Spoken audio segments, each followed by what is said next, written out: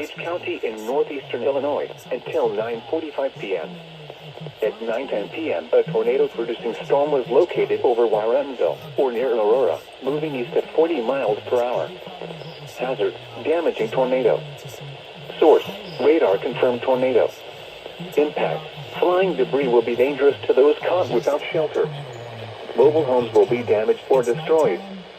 Damage to roof, windows, and vehicles will occur. Tree damage is likely.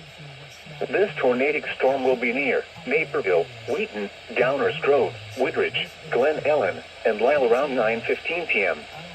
Lombard, Oakbrook, and Westmont around 9:20 p.m.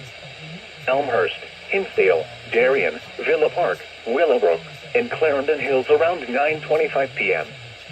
Burr Ridge around 9:30 p.m. To repeat, a tornado is on the ground. Take cover now. Move to a basement or an interior room on the lowest floor of a sturdy building. Avoid windows. If you are outdoors, in a mobile home, or in a vehicle, move to the closest substantial shelter and protect yourself from flying debris.